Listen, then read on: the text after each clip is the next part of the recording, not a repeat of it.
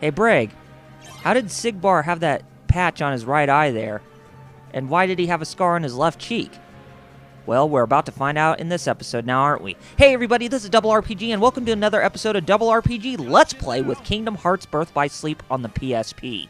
In this episode, we are going to fight against Braig in Radiant Garden, and finish up Radiant Garden in Terra story, and move on to the next world, which is Disney Town. So anyway, on with the battle against Braig. As you can see in the beginning of the battle here, he went into this first-person perspective from a different altitude. It's kind of like when you fought against Sigbar in Kingdom Hearts 2, so the battle pretty much plays out the same. And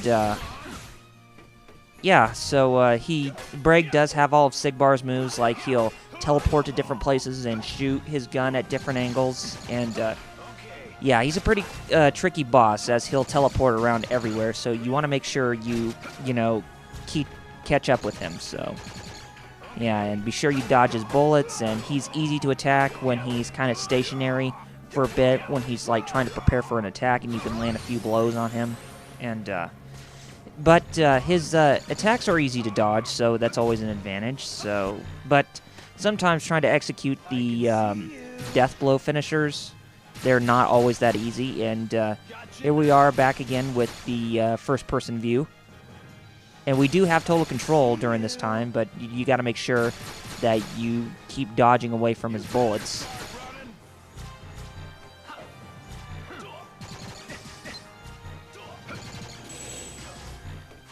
I think you can dodge his bullets if you hit the guard button, then they'll ricochet back towards him. So I think that's also an advantage in this battle too.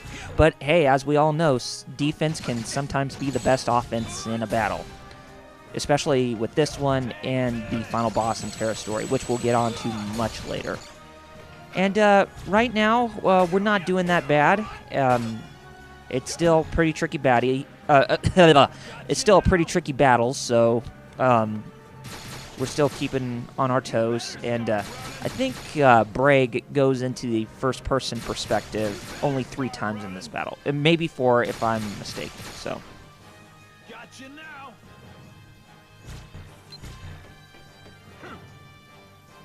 Oh, you haven't got me now, Braig, because, yeah, I always keep dodging you wherever I go.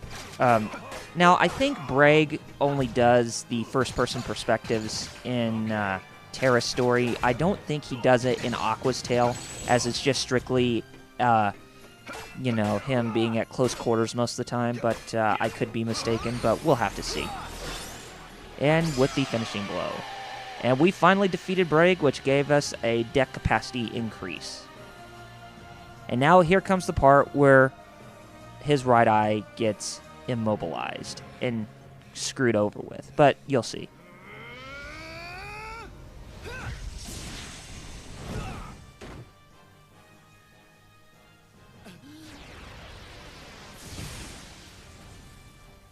And that frees Master Xehanort.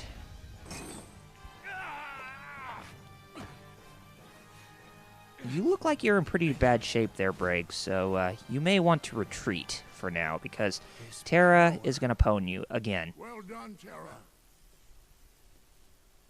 You have taken yet another step forward.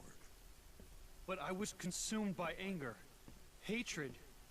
That was the power of darkness. Darkness that you channeled. And there he goes with that speech again, how darkness can only be channeled by anger and rage. Just like when I stole Princess Aurora's Heart of Light. I can never return home now. I'm a failure. Then don't. You could be my pupil. Wait a minute, what is this? Master Ericus, you see, is so afraid of darkness that he too has succumbed. Not to darkness, but to light. It shines so bright, he forgets that light begets darkness. Yet he forgets that light and darkness has to be at an equal balance too, because one element cannot run over the other. That's just the way it is. It's like how fire and water has to be at an equal balance, and how earth and wind has to be at an equal balance. So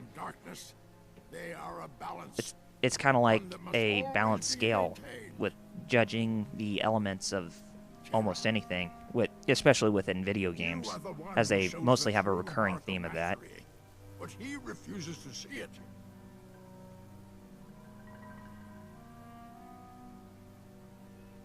And I know why. It is because he fears you. Join me.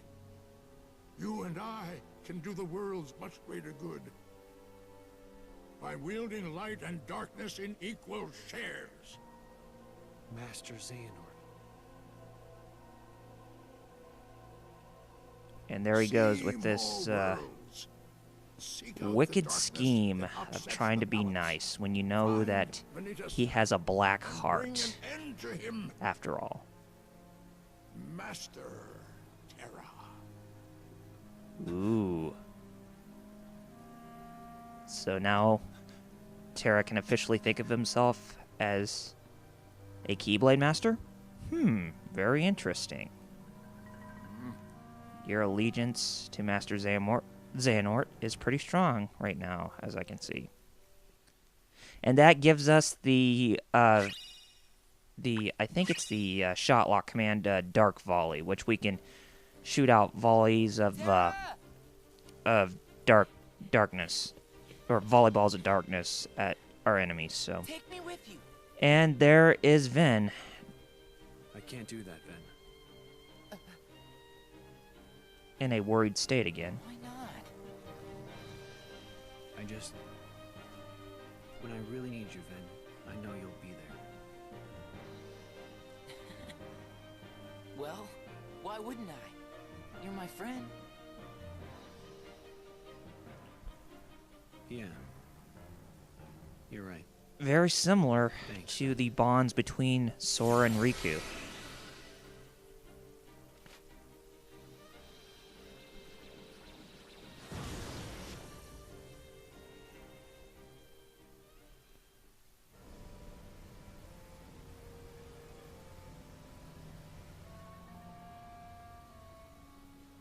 Hey, you old coot! Looks like someone's mad. You said I wouldn't get hurt. I didn't sign up to be collateral damage. No way, as if.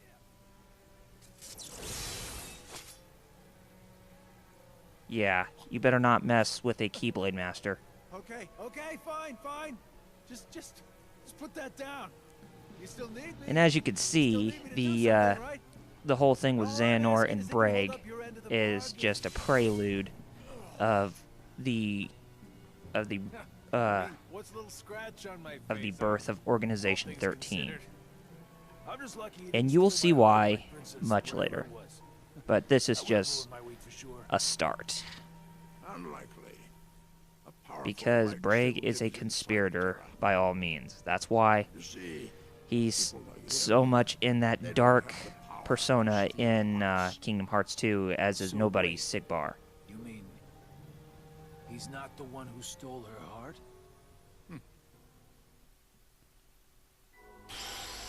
Oh no, he didn't steal her heart. But now we're back in the lanes in between, and we are introduced to new Disney worlds. We are introduced to the Olympus Coliseum, Deep Space from Lilo and Stitch, and Disney Town, which we are going to next. Right now.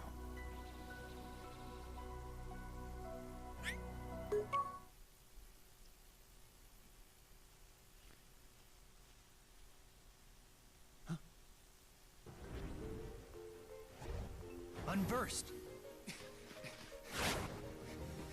They're unversed on a racetrack. I'll Interesting. take you on. Oh no, watch out, Terra!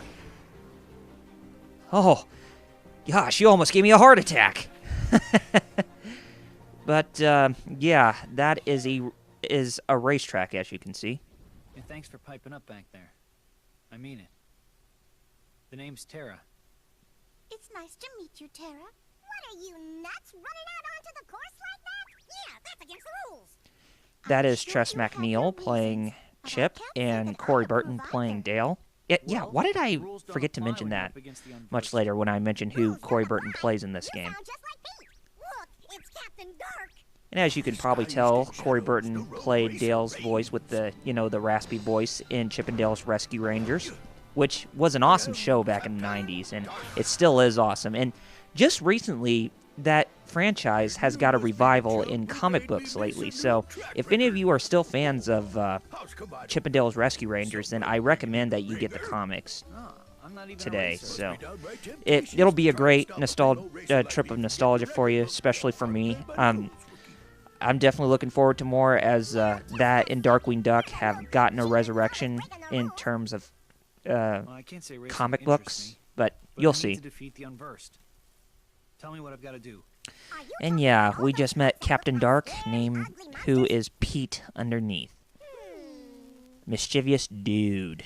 Well, we've only ever seen the monsters on the track.